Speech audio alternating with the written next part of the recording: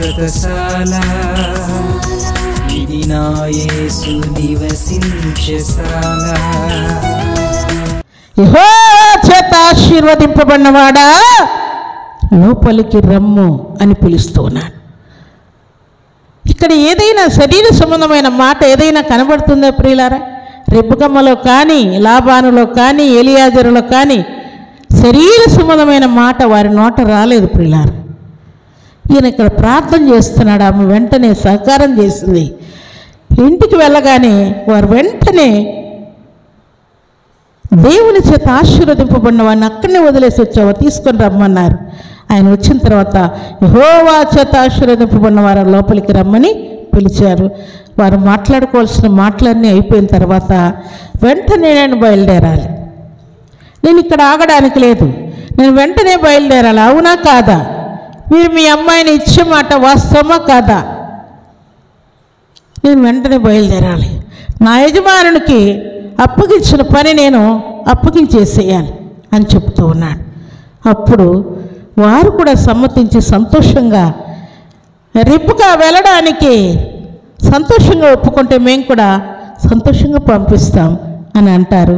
వెంటనే రిబ్కమ్మ అక్కడ ఇస్సాకును చూడలేదు ప్రియులారా. బాగా ఆలోచన చేయండి, అక్కడ వ్రాయబడిన మాట కూడా మీరు బాగా చూడండి. రిబ్కా ఇస్సాకును చూడలేదు, అబ్రహామును కూడా చూడలేదు. ఎవరిని చూసిందామే? ఎవరిని చూసింది? ఎలియాజరును మాత్రమే, అనగా పనివారిని మాత్రమే చూసింది, కానీ ఇంకెవరిని చూడలేదు ప్రియులారా. అయినా కూడా మీకు ఇష్టమైతే నాకు కూడా ఇష్టమే అని తల్లిదండ్రులకు చెప్పింది ప్రియులారా. అప్పుడు వారు సంతోషంగా సాగినప్పినట్టు వ్రాయబడింది. వారు సాగినంపేటప్పుడు కూడా నా సహోదరి వేల వేలకు నువ్వు తల్లి అవుదువుగాక అని వారు ఆశీర్వదించి పంపించారు ప్రియులారా. ప్రభు సన్నిధిలో చేరిన ప్రభు బిడ్డలమైన మనం ఈ మాట జ్ఞాపకం చేసుకుంటే చాలాసార్లు పిల్లలు తల్లిదండ్రుల మాట వినకుండా చాలాసార్లు తల్లిదండ్రులు ఎదురిస్తూ ఉంటారు. కుమారులు వివాహం చేసుకోండి అయినా అంటే మీరే చేసుకోండి, కుమార్తెలు వివాహం చేసుకున్న అమ్మ అంటే మీరే చేసుకోండి, తల్లిదండ్రుల్ని మీరే చేసుకోండి అని ఎదురు చెప్పేటువంటి కుమారులు కుమార్తెలు ఉన్నారు. అయితే రెబ్బకమ్మ అలాంటి మాట ఆమె నోట రాలేదు ప్రియులారా. తల్లిదండ్రుల మాటకు విధేయత చూపుతా ఉన్నది, దేవుని మాటకు విధేయత చూపుతా ఉన్నది, పరదేశులను ప్రేమిస్తూ ఉన్నది. ముక్కు ముఖం తెలియకపోయినా కూడా తన శక్తి కొలది సహాయం చేస్తున్నట్టుగా ఇక్కడ కనబడుతూ ఉన్నది. ప్రభు సన్నిధిలో చేరిన ప్రభు బిడ్డలమైన మనం రెబ్బకమ్మ కూడా నీళ్ళ ద్వారానే ఆమె ఇస్సాకునకు భార్య అయింది ప్రియులారా. ఏమో విలువైన ఘనమైన అర్పణలు ఏమీ వారు ఇవ్వలేదు ప్రియులారా. అయినా కూడా వారి యొక్క నైపుణ్యాన్ని దేవుడు చూశాడు, వారి అంతరంగాన్ని చూసి వారిని ఆశీర్వదించాడు. రెబ్బకమ్మ గర్భాన ఎంతమంది పుట్టారు చెప్పండి? యాకోబు, ఏశావు పుట్టారు. వారే ఎంతమంది అయ్యారు?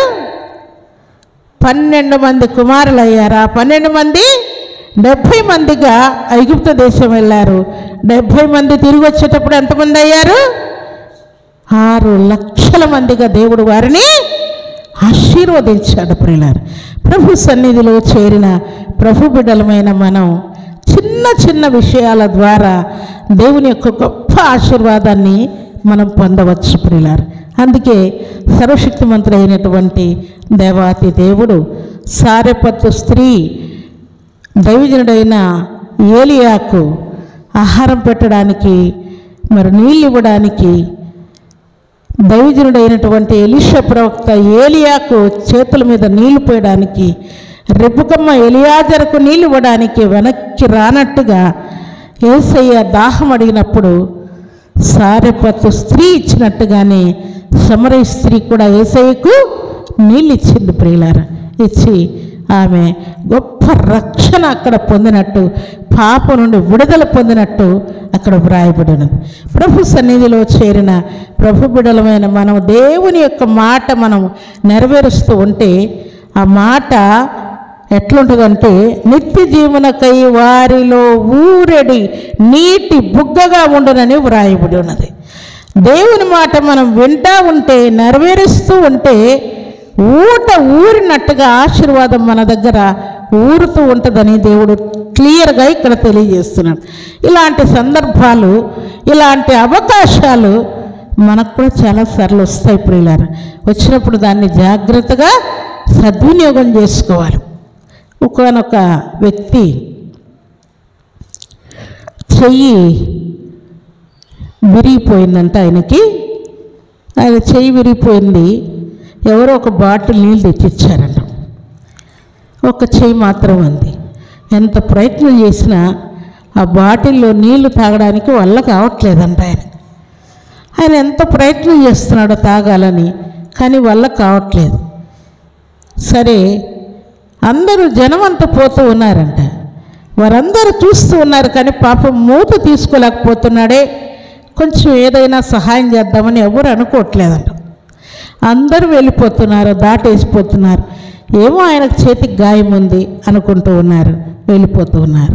అయితే ఒక చిన్న కుమార్తె పదే పదే వాళ్ళ తల్లితో వెళ్తూ ఆ కుమార్తె ఆయన వైపు చూస్తూ ఉందంట. ఎవరైనా తీస్తారేమో అని తిప్పుకుంటూ ఉన్నాడు, అది మూత రావట్లేదు. ఈ కుమార్తె ఆడి వరకు వెళ్ళి మరలా రివర్స్లో మరలా వచ్చిందంట. ఆయన వైపే చూస్తూ ఉందంట. పాపం నీళ్లు తాగాలనుకుంటున్నాడేమో, మూత రావట్లేదు, ఆయన గాయమైంది కదా, చెయ్యి యాక్సిడెంట్ అయిందో ఏమైందో అని ఆ కుమార్తె చాలా దూరం వెళ్ళి తన తల్లికి చెప్పి మరలా ఇప్పుడే వస్తానని పరిగెత్తుకొని ఆయన దగ్గరకు వచ్చిందంట. నేను తీసిస్తానని ఆ కుమార్తె మూత తీసి ఆయనకు నీళ్లు త్రాగనిచ్చిందంట. చాలామంది ఉన్నారు, వారందరికీ ఆ చిన్న సహాయం చేయటానికి మనసు రాలేదు ప్రియులారు. కానీ ఆ చిన్న బిడ్డకు మాత్రం ఆయన నీళ్లు తాగేటట్టు చేయాలన్న గొప్ప ఆలోచన ఆ కుమార్తెకు వచ్చింది.